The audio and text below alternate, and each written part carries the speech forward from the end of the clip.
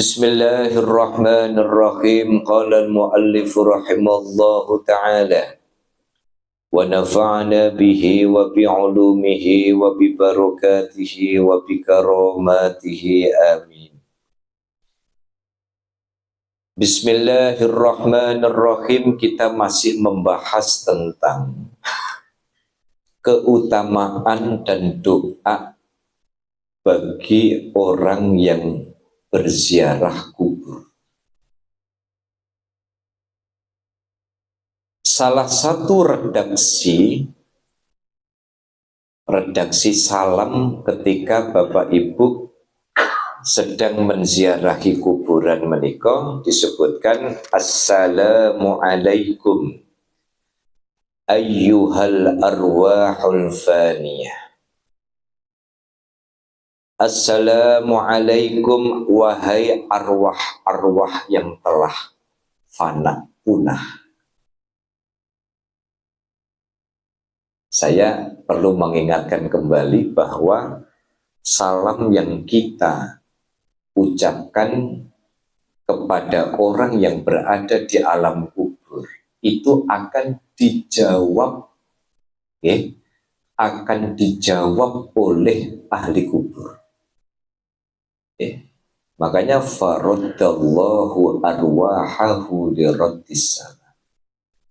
Jadi saudara-saudara kita yang ada di alam kubur kok jenengan ziarah niku sawen nanging mboten kanten.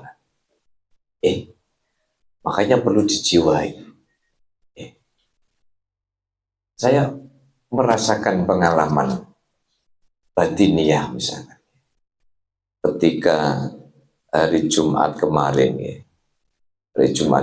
saya ada acara, ada waktu, saya langsung cari bukar Sunan Ampel, ke Sunan Ampel pun.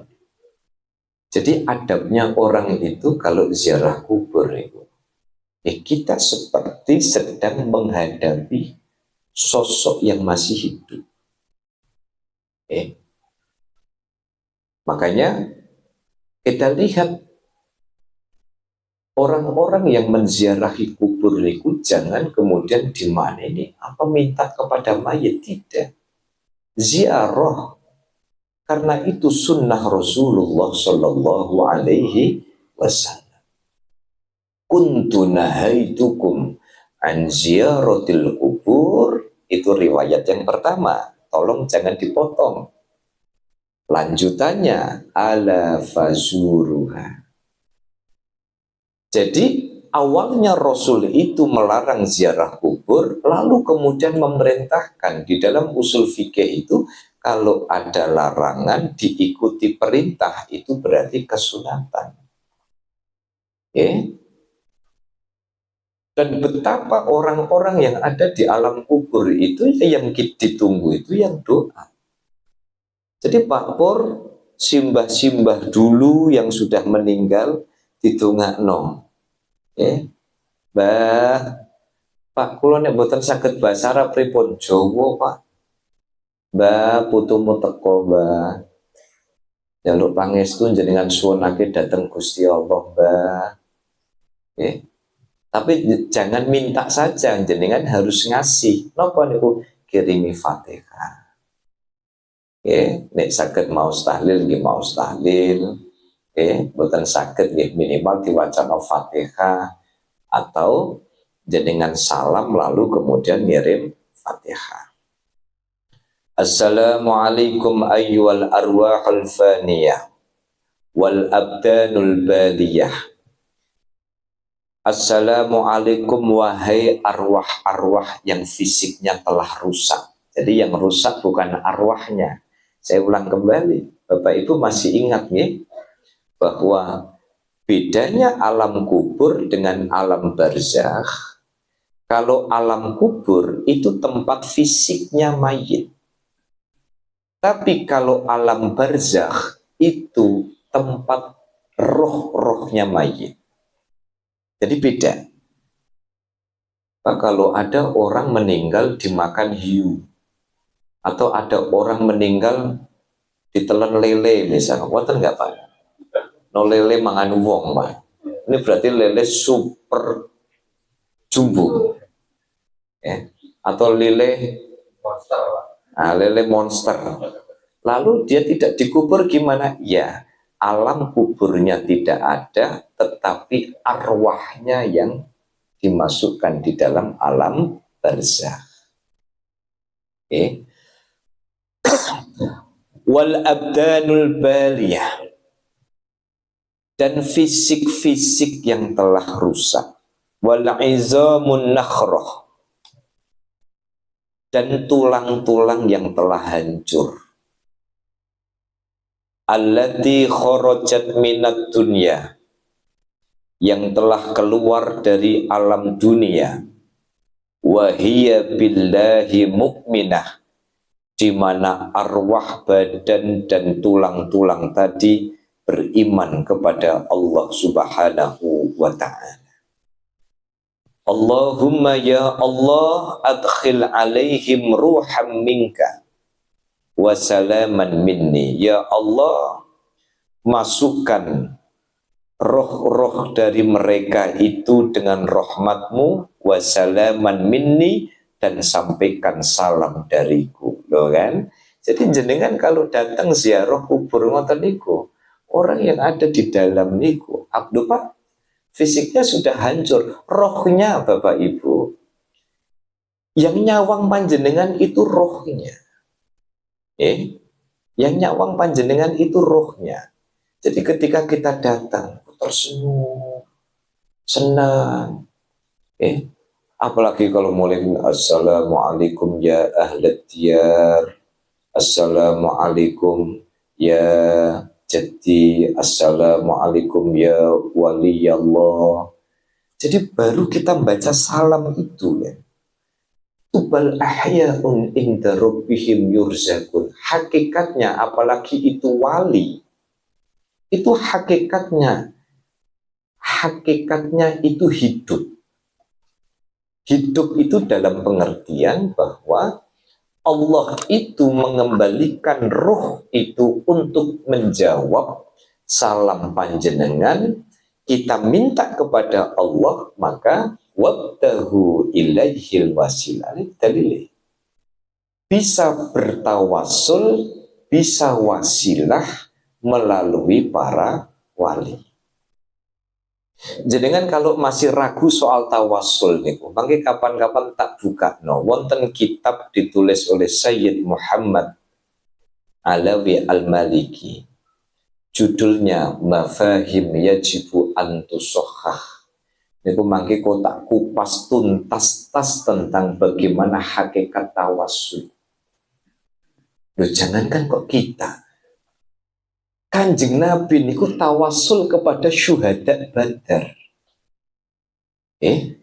Jadi Kanjeng Nabi niku pernah berdoa, coba levelnya Kanjeng Nabi itu bertawasul melalui pasukan-pasukan yang meninggal, yang syahid di medan perang Badar dan perang Uhud. Itu Kanjeng Nabi. Kemarin sudah saya sampaikan, makanya sing salah niku kalau jenengan minta kepada si mayit. Itu sing tak contohnya kemarin, Pak Pur, Mbak putumu teko, engko bengi nomor sing metu piro. Nah, niku yang ndak boleh. Mbah, aku kei wangsit, Mbah. Iki orderan sing rame ngetan apa ngulon, Mbah. Lah kok ndak boleh. Itu yang ndak boleh. Tapi kalau jenengan kemudian datang kepada wali, ya Allah, niki caranya ngeten ya, dulu saya diajari bapak saya, diajari kiai-kiai saya nih. Dan ini saya praktekkan dulu, saya dulu alhamdulillah hampir setiap Kamis saya datang ke makamnya Imam Syafi'i di Mesir itu. Jadi kula nyuwun jenengan suwunake datang Gusti Allah. Jadi ujungnya itu tetap kepada Gusti Allah. Yang kita minta niku Allah. Nah, para wali ini menjadi tawasul, menjadi wasilah, menjadi perantara. Maka kalau panjenengan pernah dengar atau pernah lihat, kenapa sih Saya punya Pak. Dulu kawan mondok sekarang udah jadi kiai ini hobinya ini mau kuburan. Setiap datang yang dicari kuburan. Setiap datang yang dicari kuburan. Pernah satu hari datang ke Semarang. Anu kula niki badhe teng Semarang sing kedah kula sowani sinten? Ya pun tak sebut. Mbah Soleh Darat, belakang Rumah Sakit Karyadi. Mbah Pangeran Terboyo, niko dekat rel Terboyo Kaligawe. Kemudian ada Syekh Jumadil Kubro, itu di Kaligawe. Itu minim, ya. Itu minimal. Dan itu kenapa mereka itu? Karena apa? Karena Allah itu bisa memberikan rahmat kepada mereka-mereka yang mau mengingat kematian, mereka yang mendoakan ahli-ahli kubur. Makanya tidak tahu sudah dipraktekkan belum? Sudah dipraktekkan belum yang kemarin saya sampaikan itu? Nek lewat kuburan, jenengan uluk salam.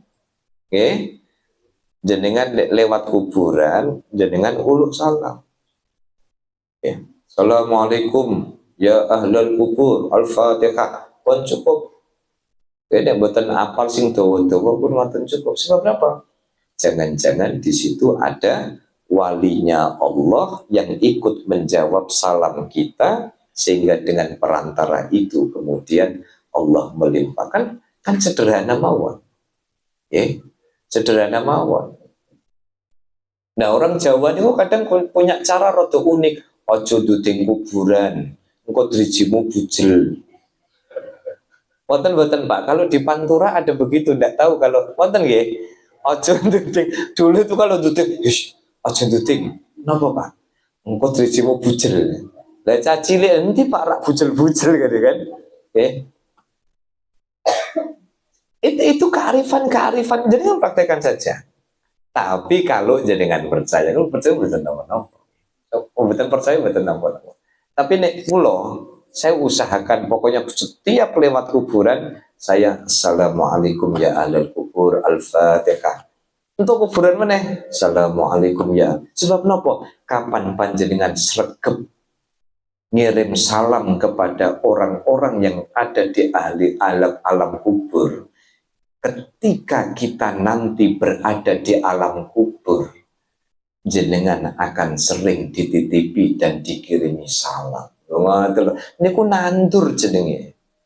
Ane jenengan boten nandur lah, kapan meh manen? Gimana? Lo ngeten niki bukan kata kiai lo, niki sunahipun Kanjeng Nabi. Bukan cuma ku kiai ngomong itu bener apa lo? Ini dawuhipun Kanjeng Nabi.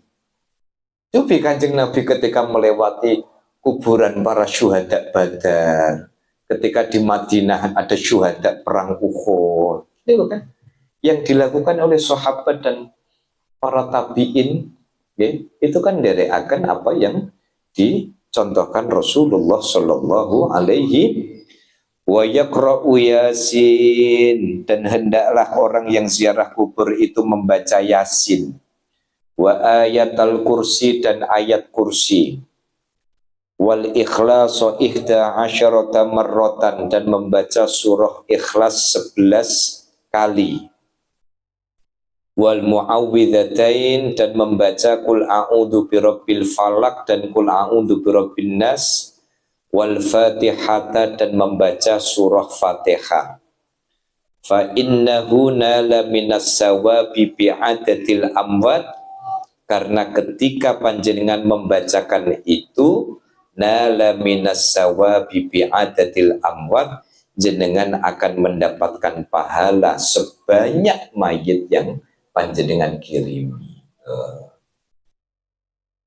Bahkan wa fi riwayatin itu disebutkan orang yang mengirim Fatihah kepada ahli kubur, maka orang ini akan mendapatkan kebaikannya ahli kubur.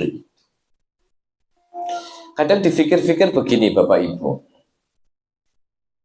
kalimat bal ahya'un 'inda rabbihim yurzaq. Coba jenengan ningali wali-wali nih gue. wali niku sudah meninggal saja dengan izin Allah. Lah ini harus saya tegaskan lagi, dengan izin Allah bisa mendatangkan rezeki. Gara-gara ada wali orang pada jualan, ya Allah, meninggal saja masih bisa menebar rahmat dengan izin Allah. Lah awak-awakan ini kadang isi urip urung karuan memberikan rahmat bagi sesama. Leres badan. Leres badan. Ini lho. Hanya wali boten. Wali ini lho sampai meninggal saja itu orang-orang yang hidup dengan izin Allah itu dicepai rezeki. Napa ana sing dodolan kaos, gitu. Ana sing dodolan kurma, boten sing dodolan macam-macam. Gimana? Ono sing setengah maksa, nggih. Itu yang bikin Pak Rokik trauma nih kowe. Tapi itu lagi ini Pak, lagi viral, lagi dibahas. Saya kayaknya juga kalau ini saya cukup assalamualaikum dari luar gitu kan. Karena saya masih tidak lupa ketika ketika kemarin termasuk yang dijambak-jambak itu kan Bu Nunuk sama Bu Wiwi ya. Kemarin kan termasuk yang dijambak-jambak gitu ya. Betul tarik luar biasa nih. Wong Semarang pelit. Wes sak muni-muni mulai gitu. Ini go. Nah, Bapak Ibu sekalian, saya mau cerita sedikit. Kenapa ada urut-urutan Yasin, ayat kursi, ikhlas dan lain sebagainya. Bapak Ibu,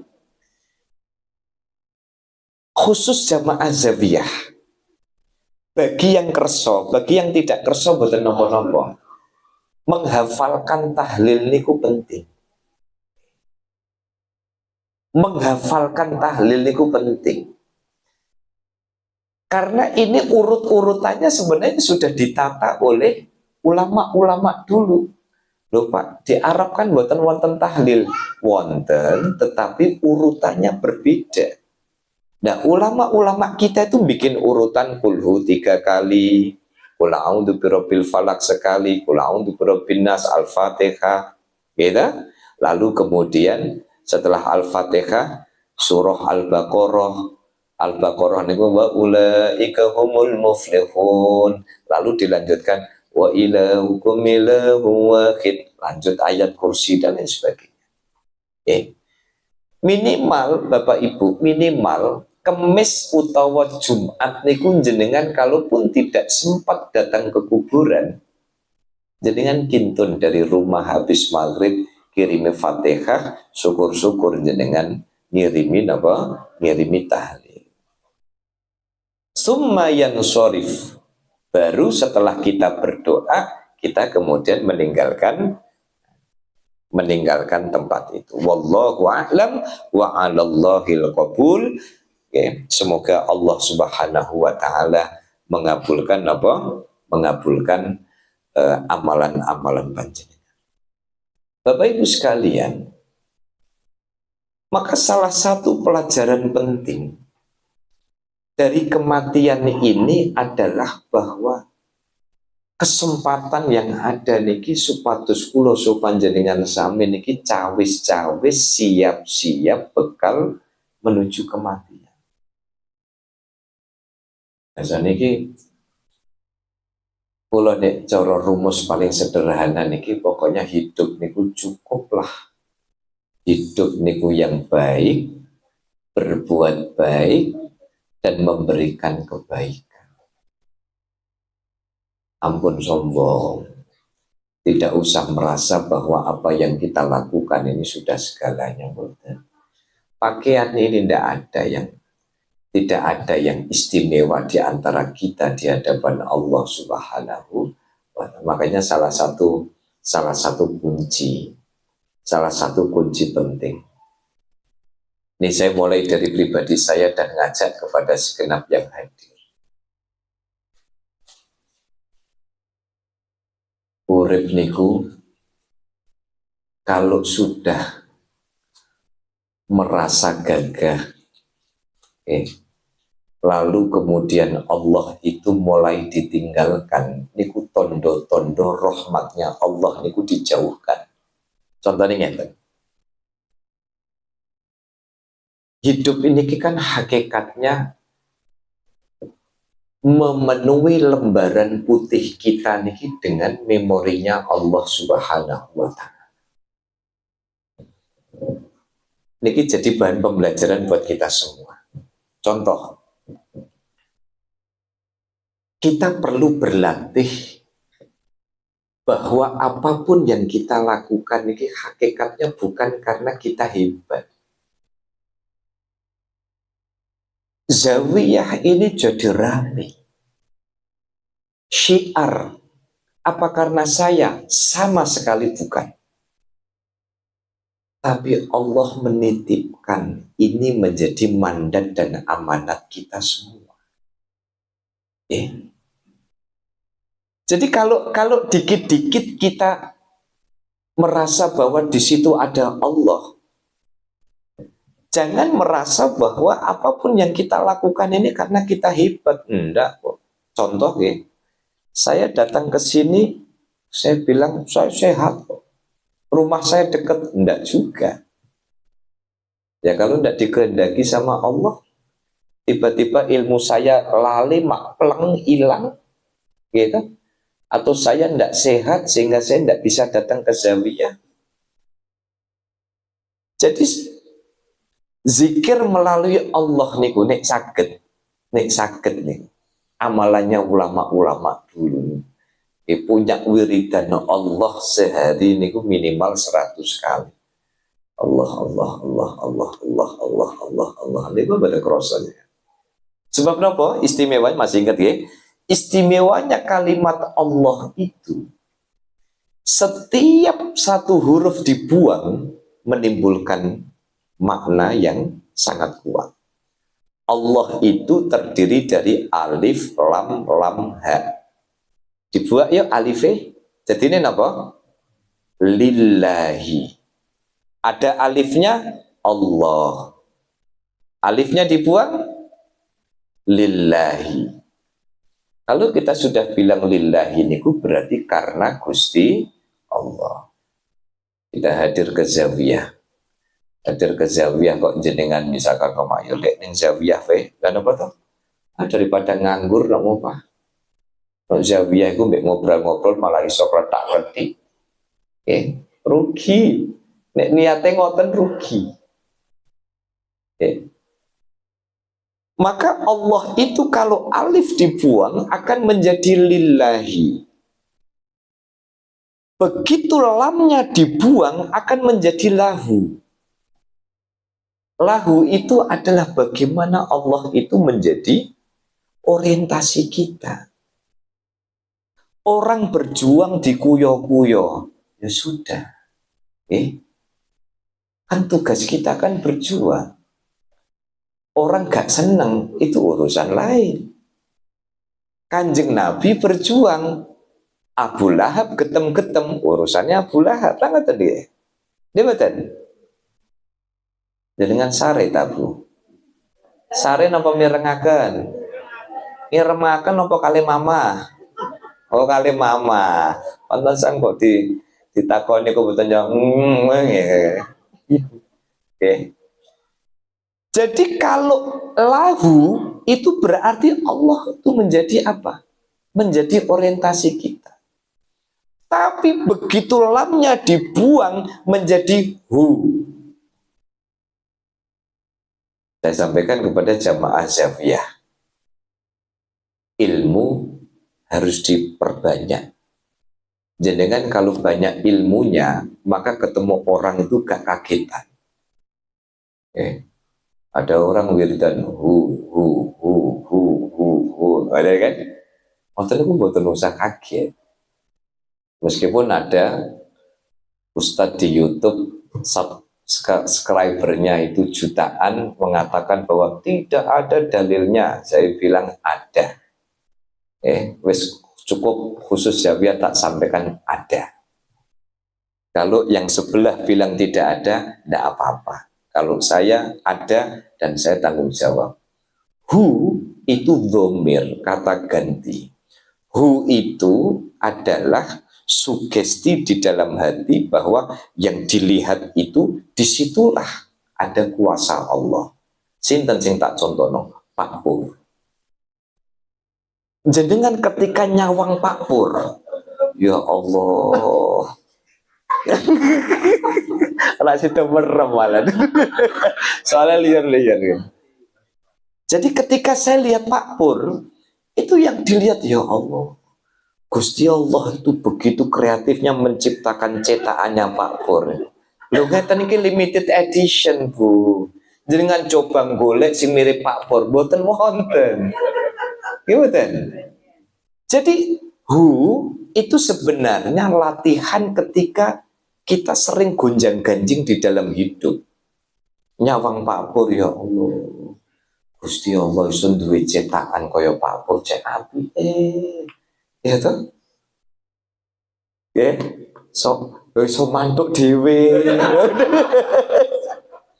Ngaten lho. Nah, lagi ketika panjenengan lihat cangkir zawiyah ini, kalau orang terbiasa domir atau wiridannya itu maka yang dilihat ini bukan wujud cangkirnya lagi. Ya Allah, Gusti Allah itu kok bisa membuat orang segitu kreatifnya hingga cangkir putih iso dicetak ono tulisane zawiyah Gusti Allah lagi. Ya, ono tekek. Ya Allah, Gusti Allah ku nyiptakno tekek lho kanggo apa? Kan ngoten to?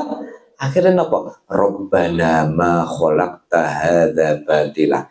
Percayalah bahwa Gusti Allah menciptakan makhluk itu tidak ada yang sia-sia. Ini ono tekek, ono cecak. Niku berarti nembih akeh lamu. Katalah. Makanya Gusti Allah itu kalau menciptakan sesuatu itu selalu ada pesan. Nok perumahan ono kucing keliaran. Niku berarti tikus lagi akeh. Tapi ono sing bengok-bengok gara-gara kucing. Wonten. Gitu. Berterima kasihlah kepada kucing karena ketika ada kucing keliaran itu hukum alam bahwa pasti di situ ada ular.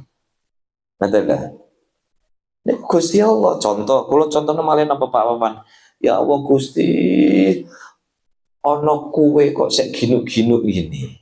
Ini kenapa jenenge kue poci, Bu Ainun.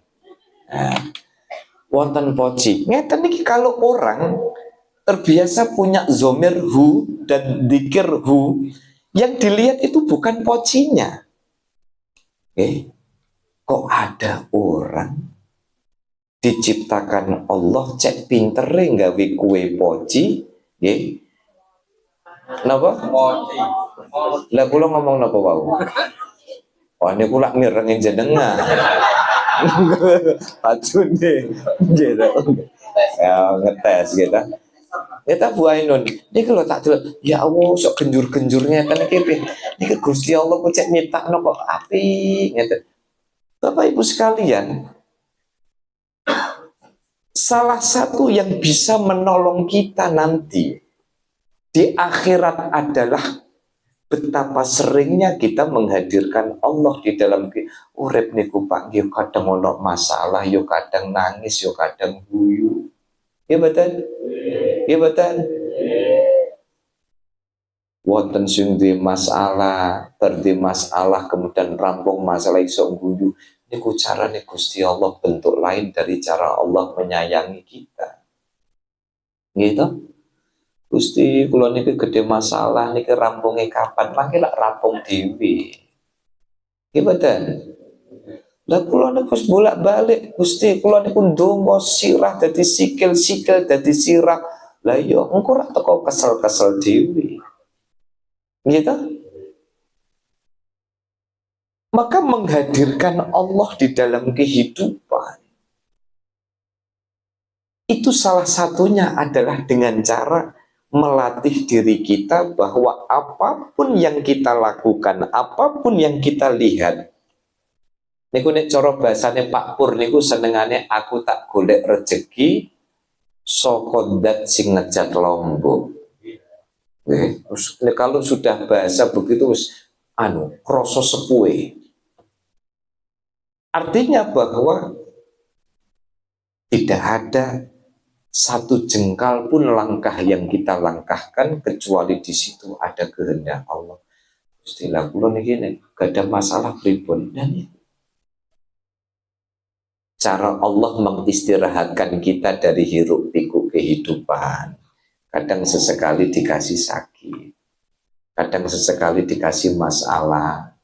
Ben boten seneng terus, nek seneng terus niku, maka iso-iso kelalen.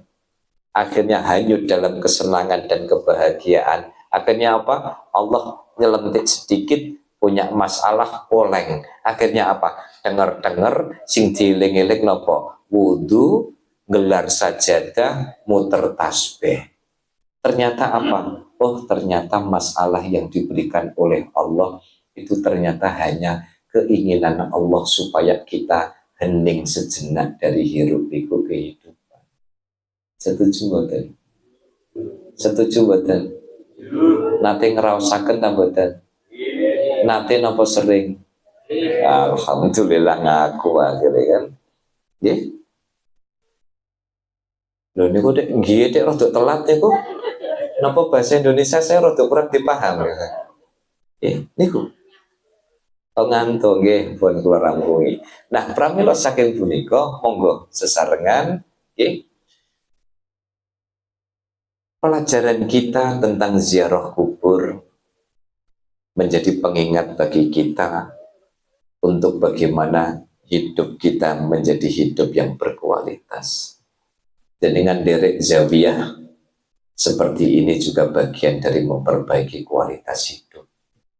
Saya jadi belajar, kita semua jadi muhasabah, gitu. Insya Allah, semoga pelajaran-pelajaran sepotong-sepotong yang kita dapatkan dari zawiyah ini paling tidak bisa membuat hidup kita menjadi lebih baik, hidup kita yang diberkahi oleh Allah Subhanahu wa Ta'ala. Karena nopo Bapak Ibu, karena majelis zawiyah niki sebenarnya majelis untuk muhasabah. Saya introspeksi, panjenengan introspeksi, ternyata nopo semakin kesini, percayalah bahwa masing-masing dari kita itu punya ceritanya masing-masing. Saya tidak bosan untuk selalu menyampaikan urip niku sawang sinawang. Sawang sinawang. Nyawang kono seneng banget. Lalu kita lupa bahwa ada kebahagiaan yang diberikan Allah kepada kita, tapi kita lupa karena kita terlalu silau dengan kehidupan orang lain. Setuju betul?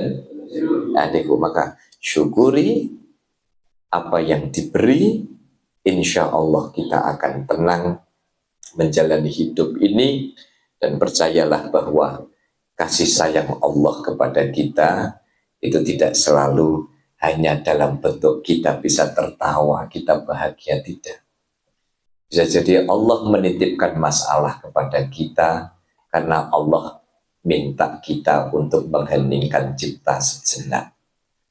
Ketika kita tidak bisa mendapatkan apa yang kita inginkan, Allah sesungguhnya hanya bilang, keinginanmu terbatas karena semua yang menentukan itu adalah aku, kata Allah.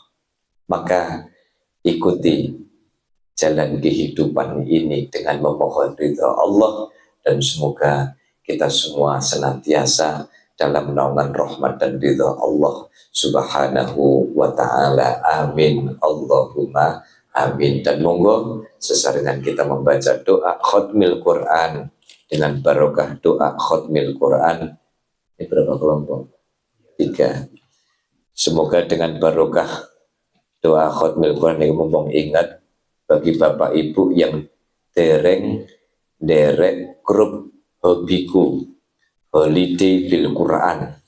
Niku grup khusus buat yang ikut khataman Al-Quran. Coba nanti di share lagi ya linknya ya. Nah, nanti biar linknya di-share lagi. Jadi bagi Bapak Ibu yang belum bergabung, nanti bisa bergabung untuk ikut khataman Quran minimal 1 juz atau boleh paruan 1 juz, rombongan berdua atau bertiga selama 1 minggu ini. Dan kita mohon kepada Allah dengan barokah khatmil Quran, semoga hajat-hajat terbaik kita dikabulkan oleh Allah Subhanahu wa ta'ala. Amin, Allahumma amin. Ini terkhusus mohon doa. Kali kapan berangkat, Pak? Kali kapan berangkat? Nah, ini namanya sinten nggih kali? Kalila, Taliha, Hafiza, Sulistyo. Oh, tidak ada Sulistionya ya. Nah, ini putrinya Pak Wawan, Mbak Kali, insya Allah nanti Sabtu mondok ke Solo ya Pak.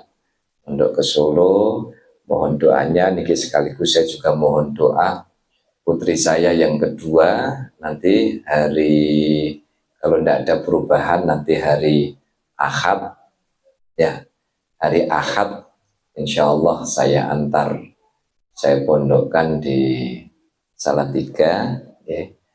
Jadi nanti hari Rabunya saya ngantar putri saya yang pertama, ini jadi 2 ini pun berangkat sedoyo Pak.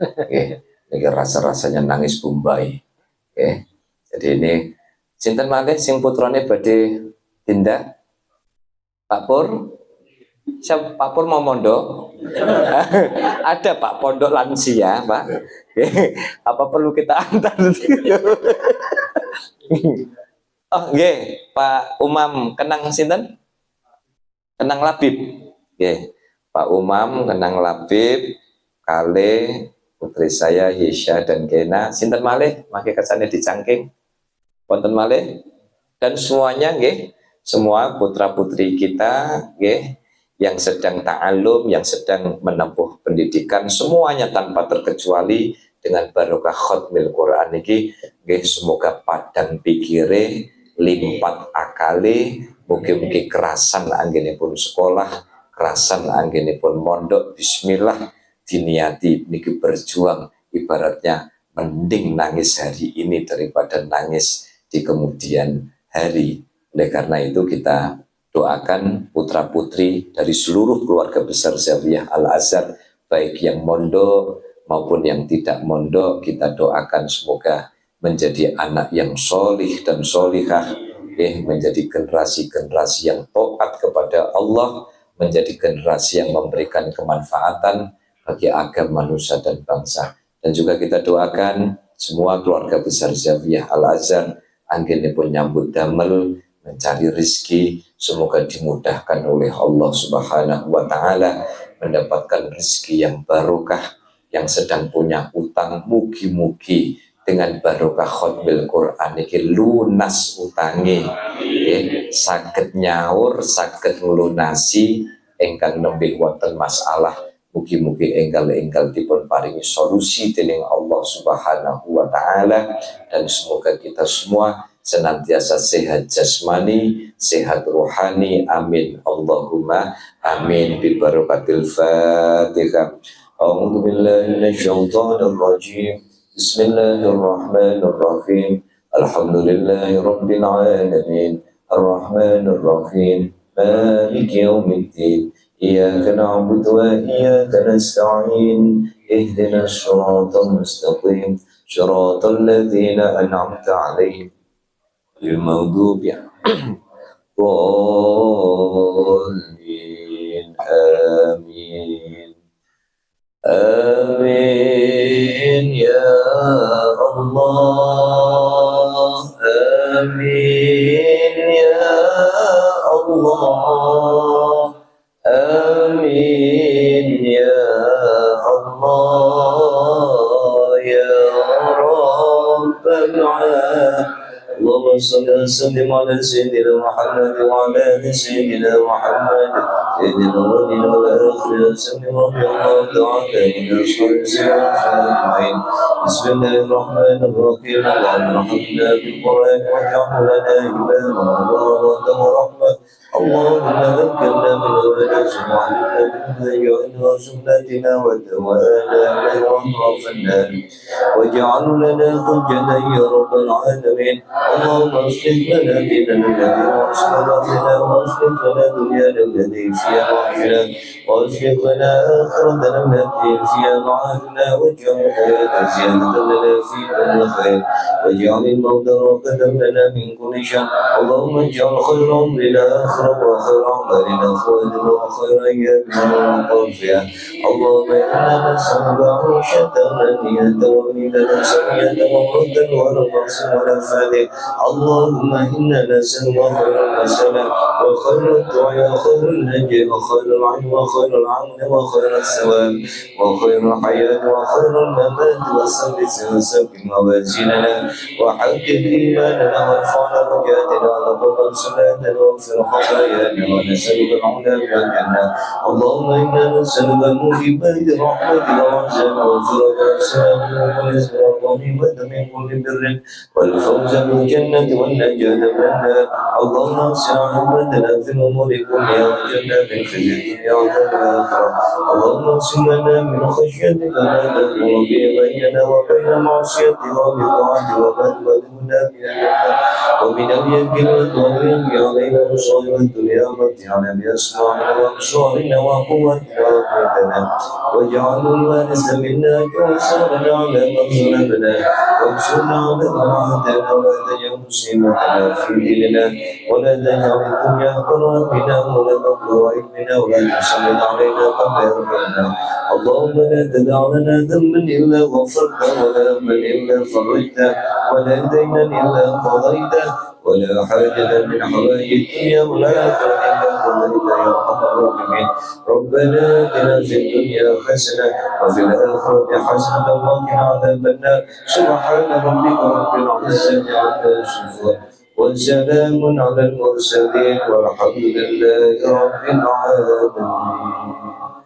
آمين يا الله آمين يا الله يا رب. اللهم صل سورة الفاتحة. أعوذ بالله من الشيطان الرجيم. بسم الله الرحمن الرحيم. إياك نعبد وإياك